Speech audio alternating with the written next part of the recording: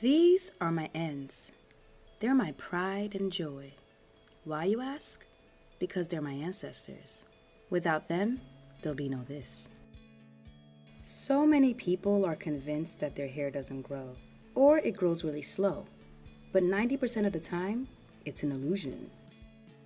If you're breathing and in good health, trust me, your hair is growing pretty fast actually. On average, hair grows about 4 to 7 inches a year. In just 2 years, that's like 12 inches. That's a lot of length.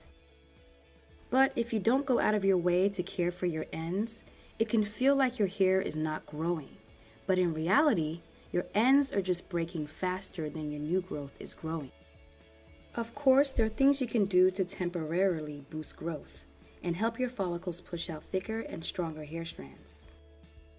But the bread and butter to length retention has more to do with how you care for your hair after it's grown out. The youngest, strongest hairs on your head are your roots or new growth. Your roots are also really close to your scalp, which can easily get irritated and shut everything down. And the oldest and physically weakest hairs on your head are your ends, because they've been by your side through manipulations, setbacks, knots, tangles, and heat. So they've earned their scars and need to be handled with the most care. Because of these differences, I have a regimen for my roots and a regimen for my ends.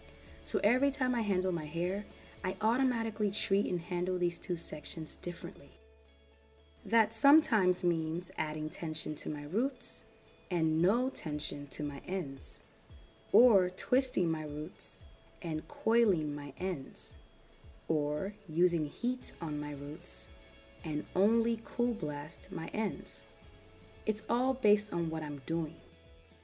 So for this video, I put together 4 things I do to keep my ends as full and healthy as possible. These are not set in stone and may look different based on your hair type and regimen. So what really matters is your mentality and understanding of your hair. Being natural is a true journey.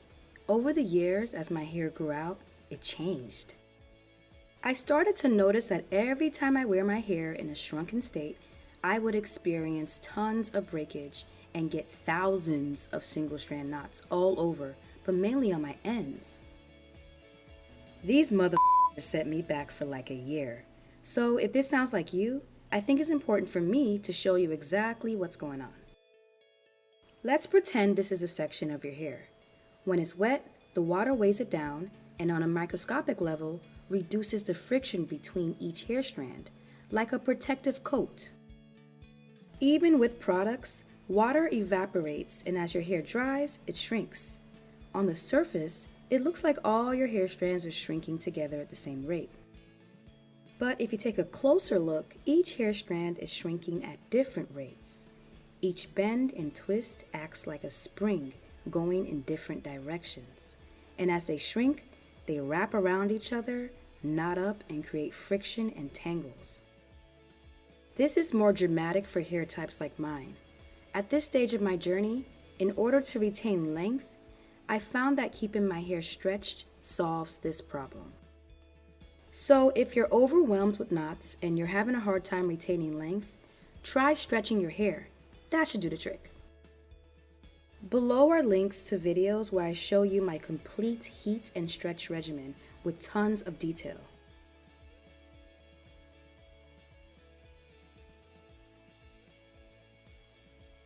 No matter how low in porosity your hair is, your ends are always going to be higher in porosity.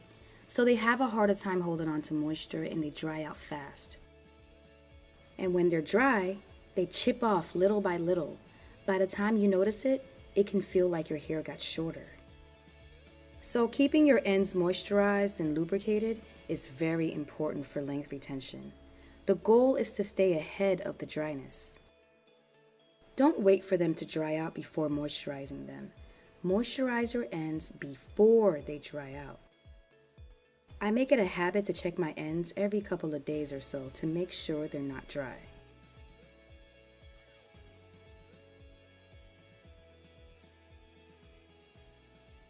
At the end of the day, your ends will naturally weather and thin out. The best you can do is slow down the rate of damage so you can retain as much length as possible. Trims are a personal decision. I personally don't like holding on to ends that are dramatically weathered, so I trim off about 1/4 of an inch 3 times a year, and I dust funky looking ends often. It's perfectly okay to just dust your ends. You don't have to get full-blown trims. The lower maintenance you are with your hair, the less you have to trim.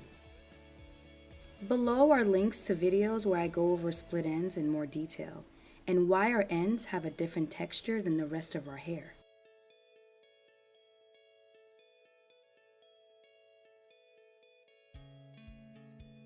Before going natural, I was relaxed and wore weaves from time to time.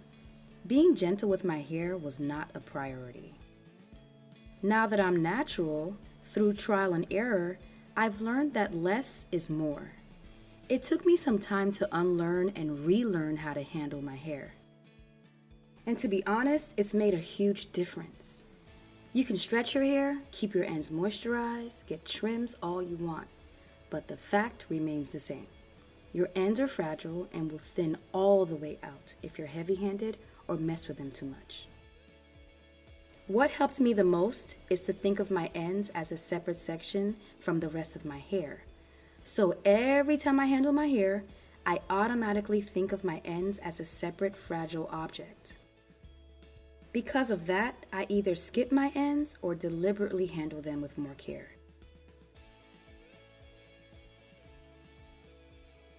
Hey! So you're watching this video and you're giving your ends the side eye.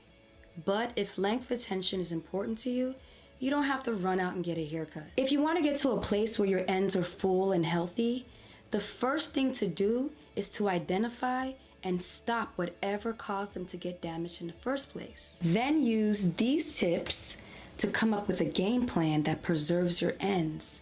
And as your hair continues to grow out, dust your ends occasionally. If you stick with it, you'll be able to retain length and get your ends back to health at the same time. I hope this video was helpful. As always, thanks for watching. See you in the next video.